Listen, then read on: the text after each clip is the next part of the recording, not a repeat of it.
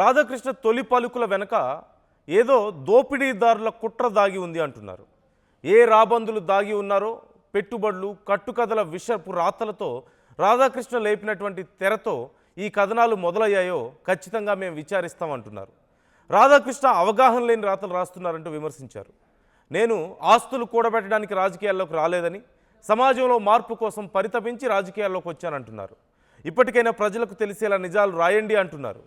హరీష్ రావుకు అసలు ఏం కావాలి? ఎంక్వైరీ కావాలంటే మీరు నాకే లేఖ రాయొచ్చు కదా అని ప్రశ్నిస్తున్నారు.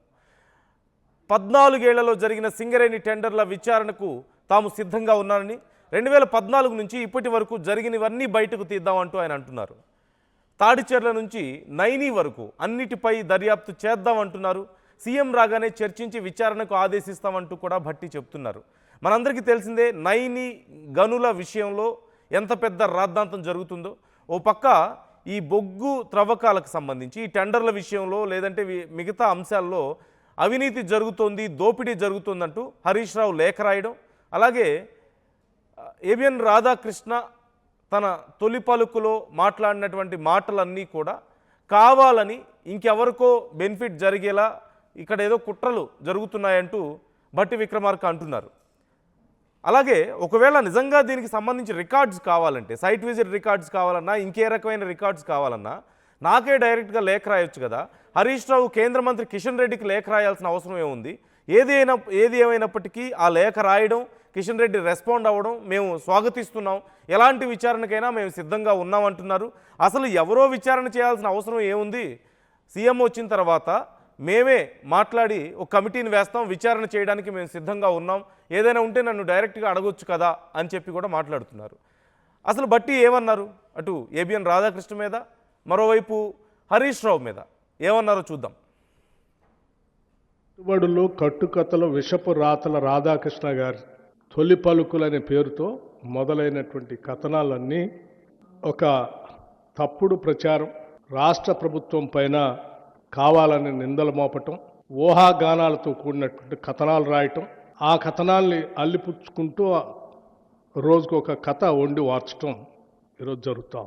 నిజంగా నాకు ఈ రాష్ట్ర ఉప ముఖ్యమంత్రిగా ఈ ప్రజల యొక్క సంక్షేమాన్ని, పాలనని, ముఖ్యంగా సింగరేణి సంబంధించిన ఆస్తుల్ని కాపాడాల్సినటువంటి వ్యక్తిగా వీటన్నిటిని చూస్తూ ఉంటే ఏ రాబందులు, ఏ గద్దలు, ఏ దోపిడీదారుల ప్రయోజనాల కోసమో ఈ కథనాలన్నీ వస్తున్నట్టుగా కనిపిస్తూ ఉన్నాయి. ఈ తొలి పలుకుల రాతల వెనక ఎవరి ప్రయోజనాలు దాగి ఉన్నాయో నాకు తెలియదు, కానీ ఇటువంటి రాతలతో తెలంగాణ సంబంధించినటువంటి అతిపెద్ద ప్రభుత్వ రంగ సంస్థ పైన నిందలు మోపే క్రమంలో ఈ రాష్ట్రానికి, సింగరేణికి నష్టం చేస్తున్నారన్న సంగతి మర్చిపోతూ ఉన్నారు. ఇప్పటికైనా రాసిన కథనాలన్నీ తప్పుడని, వాటిని తిరిగి ప్రపంచానికి, తెలంగాణ ప్రజలు తెలియజేస్తారని నేను ఆశిస్తూ ఉన్నాను. అలా జరగనప్పుడు నా పరువు ప్రతిష్టలకు భంగం కలిగేటట్టుగా 40 ఏళ్లుగా నేను పోగేసుకున్నటువంటి క్యారెక్టర్ అసాసినేషన్ చేశారు మీరు. ఇది తగదండి, మీకు ఇది తగదు. నా ప్రయాణం చాలా సుదీర్ఘమైనటువంటి ప్రయాణం ఇక్కడ రావటానికి. ఒక్క రోజులో వచ్చిన ప్రయాణం కాదు నాది. ఎన్నో కష్ట నష్టాలు కోర్చి, ఎన్నో వ్యయ ప్రయాసాలు కోర్చి, ఎన్నో ఒత్తిళ్లను తట్టుకొని నేను ఎడదాకా వచ్చాను. ఆ వచ్చింది ఒక లక్ష్యం కోసం, ఒక సంకల్పం కోసం. నేను ఇటువంటి చిల్లర పనుల కోసం రాలేదు, చిల్లర కార్యకలాపాల కోసం రాలేదు. నాకు వేరే ఉన్నతమైనటువంటి ఆలోచనలు, భావాలు ఉన్నాయి. వాటిని అమలు చేసుకుంటూ పోవాలి. కాబట్టి నేను మీకు స్పష్టంగా చెప్తా ఉన్నాను, నేను పోగేసుకున్న నా వ్యక్తిత్వాన్ని నువ్వు ఒక్క రోజుతో, ఒక్క కాలంతో రాస్తా అంటే నేను చూస్తూ ఊరుకోవటానికి సిద్ధంగా లేదు. దయచేసి ఇప్పటికైనా మీరు, నేను వ్యక్తిగతంగా అడుగుతా ఉన్నాను, ఈ రాష్ట్ర ఉప ముఖ్యమంత్రిగా అడుగుతా ఉన్నాను, మిమ్మల్ని రాసిన దాన్ని పొరపాటని మీరు తిరిగి వాస్తవాలన్నీ ప్రచురిస్తారని ఆశిస్తూ ఉన్నాను. ఏం కావాలి మీకు? వీటి మీద ఎంక్వైరీ కావాలా?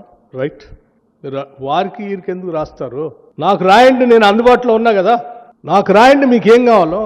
మీరు వారికి లేఖ రాసి తెలంగాణను ఎందుకు ఇబ్బంది పెడతారు? నాకు రాయండి. 2014 నుంచి నేటి వరకు, నేటి నైని ఆ టెండర్ క్లోజ్ దగ్గర వరకు మొత్తం అన్నిటి మీద మీరు ఎంక్వైరీ చేయండి, సిట్ వేయండి, లేకపోతే ఇంకేదైనా ఎంక్వైరీ చేయండి, మీరు చేపించండి. తెలంగాణ ప్రజల ఆస్తులు ఇవి కావాలి అని చెప్పి మీరు నాకు రాయండి.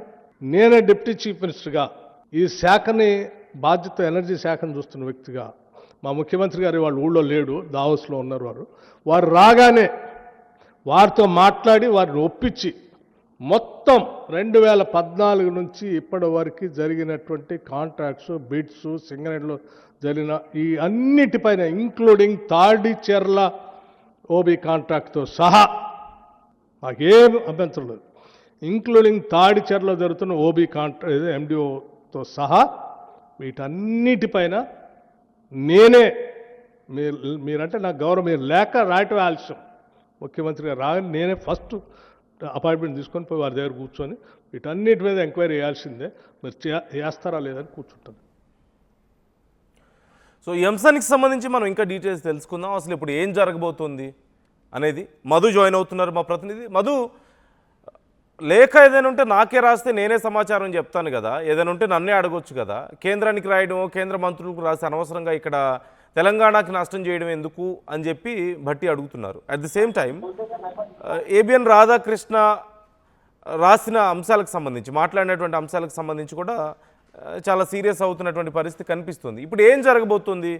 ఇప్పుడు రాష్ట్ర ప్రభుత్వం తరఫున ఒక ప్రత్యేకంగా కమిటీని వేసే అవకాశం ఉందా? సీఎం గారు వచ్చిన తర్వాత, ఇప్పుడు ఆయన దావోస్లో ఉన్నారు కదా, లేకపోతే ఇప్పుడు కేంద్ర మంత్రి ఆధ్వర్యంలో ఇంకేదైనా విచారణ జరిగే అవకాశం ఉందా ఈ విషయంలో, ఈ గనులకు సంబంధించి? ఎగ్జాక్ట్లీ, ఇప్పటికే ఆల్రెడీ బీఆర్ఎస్ నుంచి మాజీ మంత్రి హరీష్ రావు కిషన్ రెడ్డికి లేఖ రాస్తారు. ఈ టెండర్ల ప్రక్రియకు సంబంధించి, ఈ నైని కోల్ బ్లాక్ సంబంధించినటువంటి వివాదాలపైన ఎంక్వైరీ చేయాలని చెప్పేసి ప్రస్తుతం బట్టి విక్రమార్క ఛాలెంజ్ చేస్తుంది. వాళ్ళకు వీళ్ళకి ఎందుకు, నాకు లేఖ రాయండి. 2014 నుంచి ఇప్పటి వరకు సింగరేణిలో జరిగినటువంటి అన్ని టెండర్లు, కాంట్రాక్టుల పైన విచారణ చేయడానికి రాష్ట్ర ముఖ్యమంత్రి రాగారని స్వయంగా ఒప్పించి విచారణకు ఆదేశాలు ఇప్పిస్తాను, నేను మీకు చెప్తా ఉన్నాను కదా, నేను అందుబాటులోనే ఉన్నాను కదా అనేటువంటి స్టేట్మెంట్ చేశారు ఈ అంశానికి సంబంధించి. దాంతోపాటు రాధాకృష్ణ పైన కూడా, రాధాకృష్ణ నువ్వు రాసింది అవాస్తవం అని ఒప్పుకో, లేదంటే ఇది నా వ్యక్తిత్వ హరణంగా పరిగణించాల్సి వస్తుంది. కాంట్రాక్ట్ ఇచ్చేటప్పుడు సైడ్ విజిట్ అనేది మేము పెట్టిన కొత్త నిబంధన కాదు. కోల్ ఇండియాతో పాటు ఎన్ఎండిసి, ఆయిల్ కంపెనీలు, ఇంకా ఇతర ప్రధాన కంపెనీల్లో ఇప్పటికే నిబంధన ఉంది. రాధాకృష్ణ ఎవరి సంతోషం కోసం, ఎవరిని ఆనందపరచడం కోసం రాశాడో ఆయనకే తెలవాలి. నేను వ్యక్తిగతంగా అడుగుతున్నా, ముఖ్యమంత్రిగా అడుగుతున్నా, మీరు రాసింది అవాస్తవం అని మరొక కథనం ప్రచురించాల్సిందే ఖచ్చితంగా అనేటువంటి స్టేట్మెంట్ చేశారు. అంటే గతంలో కూడా ఇట్లాంటి స్టేట్మెంట్ చేశారు బట్టి, మళ్ళీ ఇప్పుడు ఈరోజు రాశారు. తర్వాత హరీష్ రావు కూడా ఒక సూచన చేశారు. ఈ తప్పుడు రాతలతో సింగరేణి సంస్థకు, కార్మికులకు నష్టం కలిగించేటువంటి ప్రయత్నం జరుగుతూ ఉంది, ఇది కరెక్ట్ కాదు అని చెప్తూనే, మరొకటి సృజన్ రెడ్డి కంపెనీకి కోసమే ముఖ్యమంత్రి రేవంత్ రెడ్డి అనుకూలంగా వ్యవహరిస్తున్నారు అని వస్తున్నటువంటి వార్తలపైన కూడా రెస్పాండ్ అవుతూ, సృజన్ రెడ్డి కంపెనీకి రాష్ట్ర ముఖ్యమంత్రికి అసలు సంబంధం లేదా, కంపెనీ యజమాని మాజీ ఎమ్మెల్యే ఆయన బీఆర్ఎస్ సంబంధించినటువంటి కుమార్తెనే సింగరేణి సంస్థలో ప్రధాన కాంట్రాక్టర్గా ఉంటున్నటువంటి 5 కూడా బీఆర్ఎస్ పార్టీకి సంబంధించినటువంటి వారు అనేటువంటి మాటలు కూడా చెప్పే ప్రయత్నం చేశారు. పెట్టుబడులు, కట్టుకథల విషపురాతల కోసం రాధాకృష్ణ తెరపై కావాలని ఆరోపణలు చేస్తా ఉన్నారు. యాక్చువల్ గా సో రాధాకృష్ణ తను రాసిన అన్ని అవాస్తవాలను ఖచ్చితంగా చెప్పాల్సిందే అనేటువంటి డిమాండ్ చేస్తూనే ఆయన ఇంకా కొన్ని సంబంధించినటువంటి కీలకమైనటువంటి అంశాలు మాట్లాడారు. సింగరేణి కాలరీస్ సంస్థకు ఒక బోర్డు ఉంది, అందులో సీనియర్ అధికారులు ఉంటారు, వారు స్వయం ఆటోనమస్, వాళ్ళు సొంతంగా నిర్ణయాలు తీసుకుంటారు. ఈ సింగరేణిలో జరిగే టెండర్లు, వాటికి సంబంధించినటువంటి అన్ని నా దగ్గర కానీ, ముఖ్యమంత్రి దగ్గర కానీ, ప్రభుత్వం దగ్గరికి రావు, మరి రాజకీయ జోక్యం లేదు అంటూ మాట్లాడారు. కానీ ప్రతిపక్షాల నుంచి వస్తున్నటువంటి విమర్శలే అవి. ముఖ్యమంత్రి బావమరికి టెండర్ అప్పగించే ప్రయత్నం చేశారని, దాంట్లో బట్టి కలగజేసుకున్నారని, రాకుండా చూశారని, ఇంకా రకరకాల వార్తలు వినిపిస్తా ఉన్నాయి సంబంధించి. సో మొత్తానికైతే హరీష్ రావుకి వీళ్ళందరూ కూడా ఒక క్లారిటీ ఇచ్చే ప్రయత్నం చేశారు. లేఖ రాయండి 2014 నుంచి ఇప్పుడు రీసెంట్ గా జరుగుతున్న టెండర్ల వరకు అన్ని పనులకు సంబంధించినటువంటి వాటికి కూడా ఎంక్వైరీ చేయడానికి ముఖ్యమంత్రి ద్వారా ఒప్పించి ఎంక్వైరీ చేపిస్తాననేటువంటి స్టేట్మెంట్ అయితే చేశారు.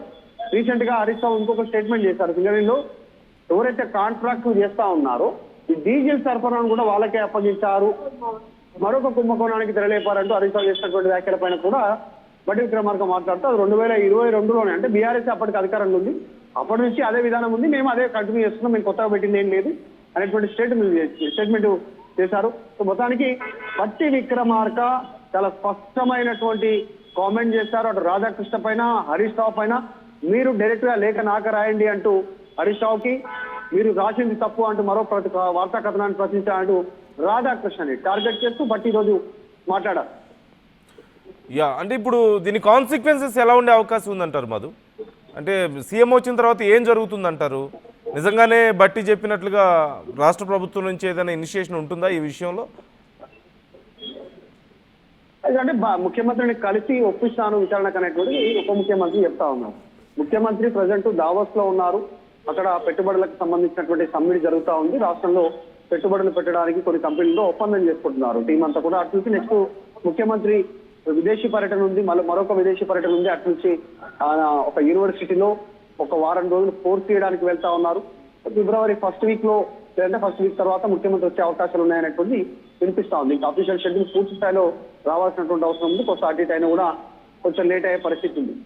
ముఖ్యమంత్రి వచ్చిన తర్వాత ఈ సింగరేణికి సంబంధించినటువంటి టెండర్ల విషయంలో, ఈ మంత్రులకు సంబంధించినటువంటి వివాదాల విషయంలో కాస్త క్లారిటీ వచ్చే అవకాశం ఉంది.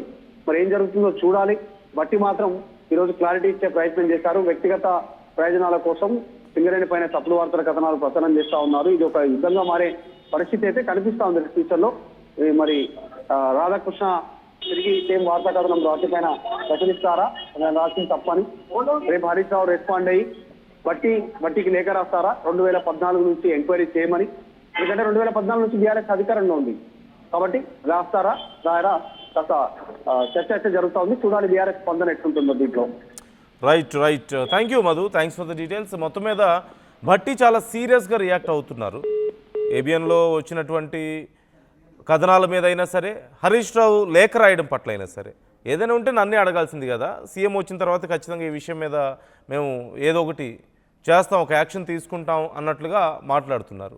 ఒకవేళ రాష్ట్ర ప్రభుత్వం నుంచి ఏదైనా కమిటీ వేసి విచారణ చేపిస్తారా, లేకపోతే ఇప్పుడు హరీష్ రావు రాసినటువంటి లేఖకు కేంద్ర మంత్రి ఎలాగో రెస్పాండ్ అయ్యారు కాబట్టి మరి అటు నుంచి ఏదైనా విచారణ ఉంటుంది, మేము స్వాగతిస్తామని చెప్తున్నారు.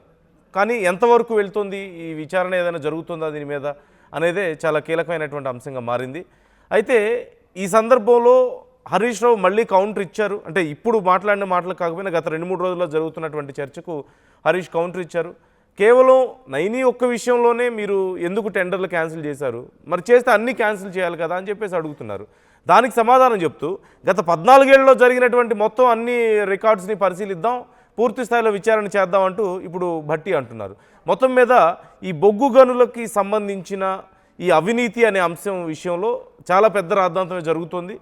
ఇది ఎటువైపు దారి తీయబోతోంది? నిజంగా ఓవైపు ఏబిఎన్ రాధాకృష్ణ ఇటు ప్రభుత్వంలో ఉన్నవాళ్ళు ఏదో అవినీతి జరుగుతుంది, ఇక్కడ అంతా గందరగోళంగా ఉంది, విజిట్ రికార్డ్స్ ఏవి కూడా లేవు అని చెప్పి మాట్లాడుతూ ఉన్నారు. ఎవరికో బెనిఫిట్ చేస్తున్నారు, ఇది అవినీతి జరుగుతుందని ఇక్కడ మాట్లాడుతుంటే, మరోవైపు బట్టి ఏమో మీ రాతల వెనక ఎవరి ఉద్దేశమో, ఎవరికో మేలు చేయాలనే ఉద్దేశం ఉన్నట్లుగా ఉంది అంటూ చెప్తున్నారు. మరోవైపు మరి హరీష్ రావు లేఖ రాయడం, ఈ విచారణ, ఈ విషయం ఎక్కడి దాకా వెళ్తుంది?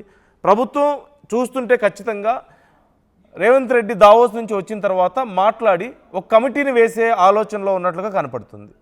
కమిటీ నిజంగా వేస్తారా లేదా, లేదంటే ఇది కేవలం రాజకీయ విమర్శలు ప్రతి విమర్శలకే సరిపెడతారా అనేది ఒక అంశం. అయితే చాలా ప్రశ్నలు అయితే వస్తున్నాయి. ఈవెన్ కవిత కూడా ఈ విషయంలో రెస్పాండ్ అయ్యారు. సో ఈ ప్రశ్నలకు సమాధానం చెప్పాల్సినటువంటి బాధ్యత ప్రజలకు, సింగరేణి కార్మికులకు సమాధానం చెప్పాల్సిన బాధ్యత అయితే ప్రభుత్వం మీద ఉంది. మరి ప్రభుత్వం ఎలా సమాధానం చెప్తుంది అనేది మాత్రం చాలా ఇంట్రెస్టింగ్గా మారింది. మీకేమనిపిస్తుంది? ఇక్కడ ఏదో ఉంది, మొత్తానికి ఏదో జరుగుతోంది అని మీకు అనిపిస్తుందా, లేదంటే ఇది ఇక్కడితో రాజకీయ విమర్శలు ప్రతి విమర్శలతో ఆగిపోయే అవకాశం ఉందా? Try to comment your opinions. అసలైన తొలి వెలుగు. ఫాలో వాట్సాప్ @తొలి వెలుగు official.